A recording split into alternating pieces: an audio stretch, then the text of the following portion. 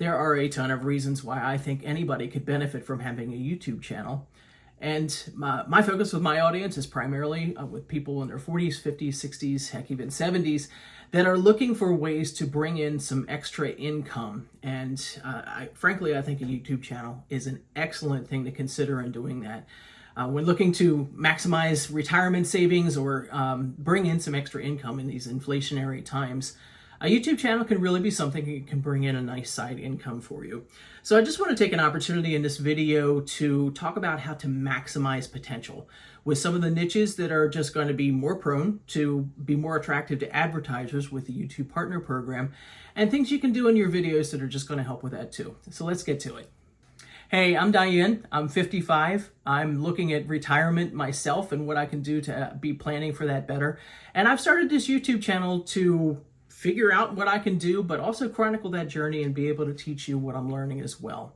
So one of those main things, obviously, is thinking about what to do to make the most profit when you're looking at your YouTube channel as an opportunity to bring in some extra money. The primary aspect that people think of in making money with YouTube is being part of what's called the YouTube Partner Program. And that's when you meet some specific thresholds that you are given the opportunity to have a cut of the money that advertisers put on the ads that you often see playing on the videos that you're watching. Those are all advertisers that are paying for the opportunity to put their products in front of your eyeballs and get attention with it. And they are very prone to want to have certain types of videos where they know that they're getting closer to their ideal buyer. To qualify for the YouTube Partner Program, you do have to meet some specific thresholds. So as of now, they are having 1,000 subscribers on your channel and 4,000 accumulated what are called watch hours. So in the last 365 days, all the people that are on your channel would have needed to watch an accumulated 4,000 hours of time of all the videos that you put out. Honestly, I think that's the bigger snag that I think a lot of people hit when they're working on monetizing their channel, is accumulating all that time. So the more videos you put up, the more chance you have for that time to accumulate. But definitely have to be concerned that you're putting up good quality stuff that's going to get attention and keep attention. But I think with time and effort and certainly attention to the quality of your putting out, it's certainly a goal that can be reached. So once you meet those thresholds for the YouTube Partner Program, they'll send you a notification that you've qualified. Then you have to go in, put in all your associated financial information, tax information, that sort of thing. And then they're going to mail you a certain code number that just so they can ascertain that you are who you say you are and that you are in the country that you say you're in. And once you're able to put that in and set up your account, then you have the option to go in and turn on ads on your videos. So what ads am I talking about? You've all seen them. When we scroll through YouTube, we see ads that come up either before a video or after a video or in the middle of the video. Those are called mid-roll ads, and those especially have the option when it counts down to 5, then you can hit skip and keep going on with watching the video. So the money from those ads is what funds the YouTube Partner Program. And companies are very aware of what type of videos is most likely going to lead them to what they see as their perfect customer. So when they're focusing on topics on YouTube, companies will have the opportunity to be able to pick the types of videos that they want their product to be advertised on.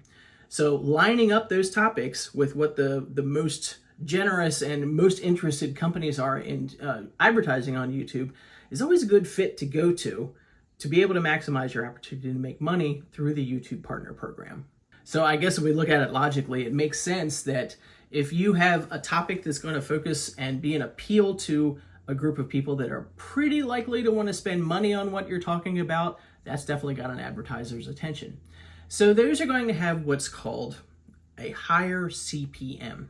Now let me break that down for you. CPM is cost per mil, and that's the amount of money that an advertiser will pay for that specific video to have 1,000 views on it. So some niches are likely to have a higher cost per mil because it's very likely that people who are very willing to spend on things that associate with that video, that's definitely got the advertiser's attention. So they're going to invest in that higher because they know they're going to get the potential of a greater return on that. So related to the CPM, the cost per mil, is also the RPM, and that means revenue per mil. So that's the number that actually comes back to you, the creator, from the advertising that's done on your channel. And YouTube at this point takes a 45% cut of what the advertisers put on that. So then 55% comes to you. So that number is related in the RPM. So I'll show you quickly on my channel, one of my videos, that you can see within the analytics of the program what the CPM and the RPM is for every individual video that you make. So over time, I think I might be tracking that some and just see what videos have the potential of being able to make a little bit more money. I don't want that to drive what I'm doing, because honestly, I want my channel to be the best information and the most beneficial information to my viewers. But hey, if we are looking at having a monetized channel, why not take the opportunity to do what we can to maximize each one? So I'm never going to get away from the bottom line that the biggest financial benefit you'll have on YouTube is by creating excellent content and having good quality videos and creating a good connection with your audience. I want to keep that in mind as the highest value, that the value that I put on your time in watching the video means more to me than when an advertiser comes in, because I want to create things that benefit my audience. I want to make a good connection with the people that are watching me. I love all the comments that are coming in, getting good feedback, getting good ideas. And I'm just always interested to know what you're working on. And I want to be able to tailor what I'm creating in things that are going to help you. So I think if you take that approach first, it's going to help no matter what, with the financial benefit that comes in as a sideline sort of thing. So with that in mind, I will steer and just share some of the niches on YouTube that are proven to be the ones that advertisers have a lot of interest in because they know they're going to get a good return from it. Are these the niches that you absolutely have to pick from? Of course not. The niche that you pick is going to be what you feel the most comfortable in sharing in, what you feel the most equipped in sharing in. But for the sake of people who are really looking to maximize the financial potential with your YouTube channel, let's talk about some that are regularly listed as some of the ones where you're likely to make the most from the advertising fees on your videos. It's probably no surprise that I think it's no argument that the number one niche on YouTube that is generally seen as the highest potential for making money is personal finance and investing. So obviously advertisers know that if you're watching these types of videos, you're already thinking about your financial life. And so they want to capitalize on that on a time when that's foremost in your mind. So if you have any knowledge, experience, and this doesn't mean that you had to spend your life as a stockbroker. This could mean that you are really good at your household budget and money saving and doing things to be able to save money on groceries. Now, my gosh, I watch those videos now because the prices are outrageous. But if you have some tips and tricks, whether it's couponing, whether it's how to save money on your utility bills, whether it's retirement planning, any gamut of those things where you want to talk about anything financial related is going to be something where you're likely to have a better CPM on your YouTube videos. So if you have any interest in that area and want to have a channel that focuses on that, I think you've got a good step forward. Okay, this veers quite a bit away from finance, and it's proven that advertisers are very happy to invest in DIY and craft-related content. Now, trust me, you would never want me to create a channel on that because crafts frankly stress me out. But hey, if that's your thing and you are great at things like embroidery, crocheting, home decor, anything that falls into the craft category, and you have the ability to show what you're doing and teach others how to do it, I think that's a niche that is under consideration a lot. But you're always bringing your own particular spin to it with your projects and your history with it and your own particular teaching style. So yeah, there might already be 1,000 channels out on that, but yours isn't there yet. And your style of teaching and what you bring to the knowledge base on whatever craft you're talking about. So if that's a hobby that you enjoy, start making videos on it. So here's another one that's maybe not a big surprise: travel. So if you're traveling, you're probably spending money to be able to do so. And so advertisers want to capitalize on that when you're doing your travel planning. So I know in the last few years, any trip I've taken, I've spent hours sitting and watching videos that are related to the destination where I'm going. And it's been so helpful. I mean, it just helps you to prepare for what you should probably spend your time doing, gives you the best options as far as the high reviews on restaurants or attractions, anything like that. So if you are traveling, or if that's something that you're spending more time in, especially in your retirement, just take some videos along the way and talk about what you're doing. Talk about some of the highlights. Talk about your favorite things. Talk about the things that this isn't worth your time or your money to be part of. So create a vlog of your trip, whether it's a daily here I'm doing or an overall for a destination. That's really picking up popularity on YouTube. But also think about travel-related things, of how you budget for your travel, of money-saving options for when you are actually at a specific destination, or certain suitcases that are the best that go along with what you found and what you're using. Travel is definitely something that is, a luxury to a lot of people, so they don't want to go into it blind. So they're going to want to watch videos about it.